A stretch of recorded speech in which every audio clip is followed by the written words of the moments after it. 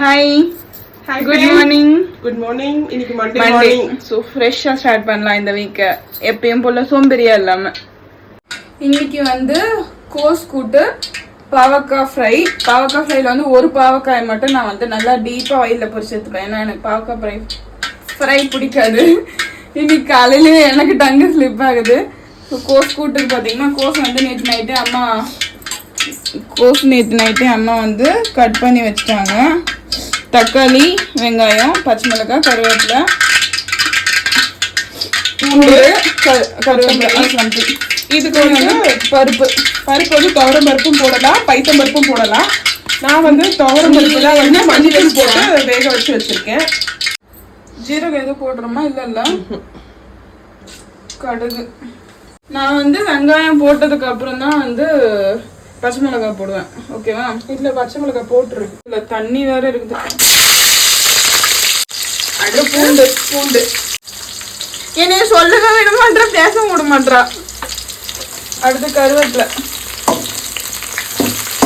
நான் தான் சொல்லுவேன்.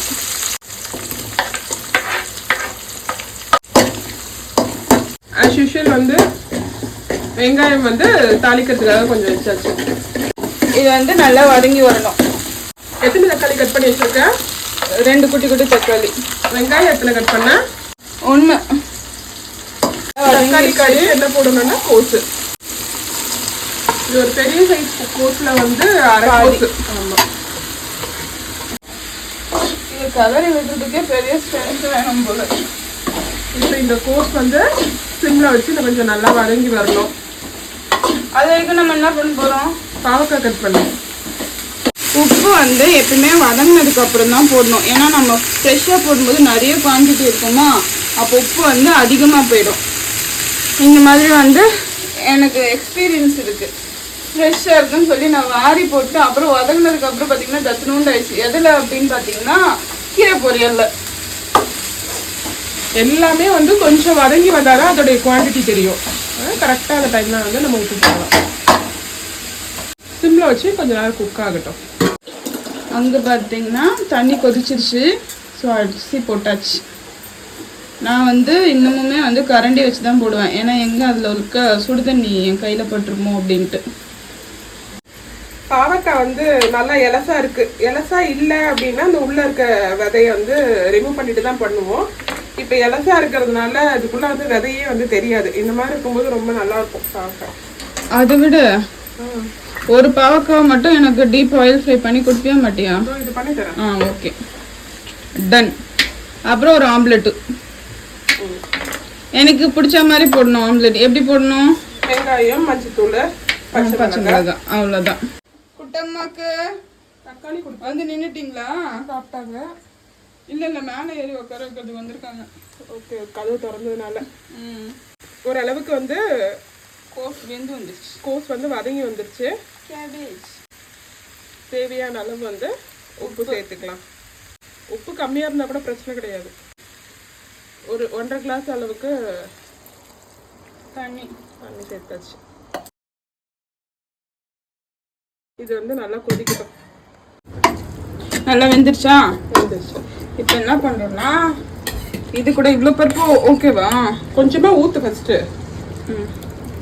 போதும் இருக்கு. கிண்டி பாரு. 1 கப் பருப்பு தான் வேக வச்சிருந்தேன், சின்ன கப்பில்.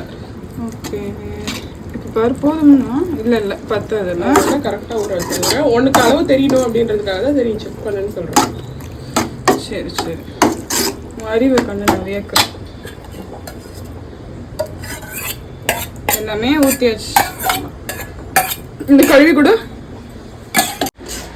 இது எவ்வளோ நேரம் கொதிக்க வைக்கணும்? ஒரு 5 நிமிஷம் கொதிச்சா போதும். ஏன்னா காய் வந்து வெந்துருச்சு. பருப்பு போட்டதுக்கப்புறம் ஒரு 5 மினிட்ஸ்.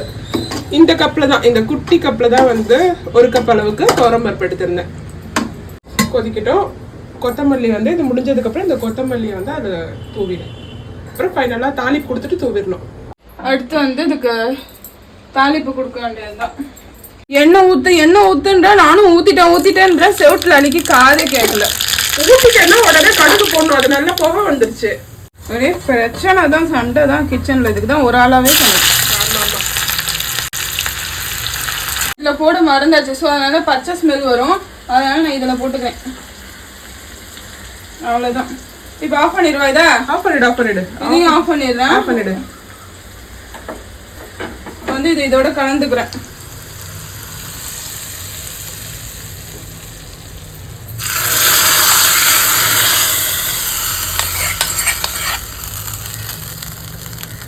கோஸ் கூட்டு ரெடி.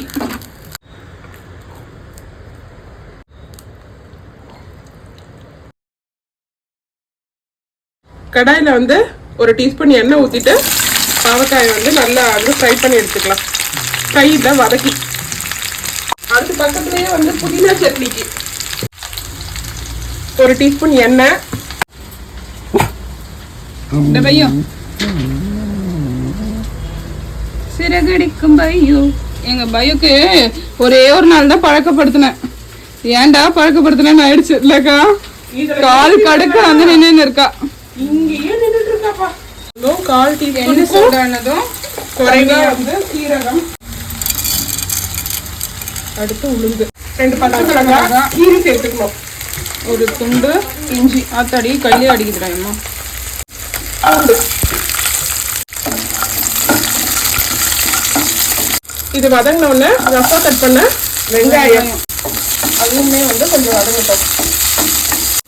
ஒரு 2 கொத்து கொத்தமல்லி இந்த இருக்கவே அதை கட் பண்ணி வச்சிருக்கேன். அடுத்து ஒரு கைப்பிடி வந்து புதினா. இதை வந்து நல்லா வதக்கிக்கணும். கடைசியா தேங்காயை சேர்த்து அரைச்சிடணும். எங்க அம்மா வந்து அளவே இல்லாம வந்து புதினா போடு, கொத்தமல்லியை போடு அப்படின்னு சொல்லி அப்படியே பத்து பயங்கரமா இருப்பாங்க. பயங்கரமா இருப்பாங்கல்ல. காலையில மாலையில அதையும் வச்சு மெயின்டைன் பண்ண மாதிரி அரைச்சிருவாங்க. அதுக்காக தான் வந்து கொத்தமல்லி நிறைய இருக்கு போடு அப்படின்னு வந்து. ஆனா அதுவும் கரெக்ட் தான். ஈவினிங் டயர்டா இருக்குமா வந்து அம்மா செய்யறதுல அது ஒரு பெரிய பெனிஃபிட். பட் ஆனா அது நாங்க செய்ய மாட்டோம். இப்போ வந்து புதினா எல்லாமே வந்து நல்லா வதங்கிருச்சு. இதை ஆஃப் பண்ணிட்டு ஆற வச்சுட்டு அரைக்கும் போது தேங்காய் போட்டு காமிக்கிறேன். சூடு ஆறினதுக்கு அப்புறம் மிக்சர் ஜார்ல போட்டு சும்மா ஒரு கைப்பிடி அளவுக்கு வந்து தேங்காய் துருவியும் சேர்த்துக்கலாம், பல்லாவும் சேர்த்துக்கலாம். இப்போ இதை வந்து அரைச்சி எடுத்துக்கலாம். இந்த மாதிரி பாவக்காயை வந்து மூடி போட்டு நம்ம வேக வைக்கணும். நம்ம போடும்போது எவ்வளோ இருந்தது, இப்போ எப்படி சுருங்கி ஆயிடுச்சு பாரு. இந்த அளவுக்கு வதங்கினாதான் வந்து கசப்பு தன்மையும் குறையும். ஃப்ரை பண்றதுக்கும் ரொம்ப ஈஸியா இருக்கும். பாவக்காயை வதக்கணும். எனக்கு இப்ப நீ எப்படி பண்ணி கொடுக்க போற? உனக்கு நான் தவா ஃப்ரை தான். பாத்தீங்கன்னா இந்த மாதிரி நல்லா வந்து அரைச்சு எடுத்துக்கணும். இப்ப இதுக்கு ஒரு தாளிப்பு. கடுகு, கருவேப்பிலை போடு, உளுந்து, பெருங்காயத்தூள் இதோட சேர்த்துக்கணும். தண்ணி அப்படியே கலக்கவே இல்லை. உப்பும் போட்டாச்சுல்ல இதுலயே. உப்பு போட்டேன். அவ்வளோதான். பலன்னு பச்சை கலர்ல புதினா சட்னி ரெடி.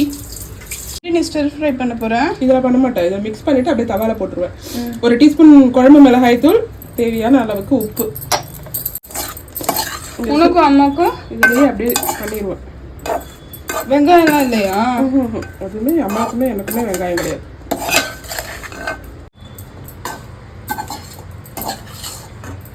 அவ்வளோதான். தவால வைக்க வேண்டியதான். தவா வந்து நல்லா சூடாயிடுச்சு. தெரியுது பார்த்தாலே சொன்னேன். ஒரு டீஸ்பூன் மட்டும் தான் எண்ணெய் ஊற்றிருக்கேன்.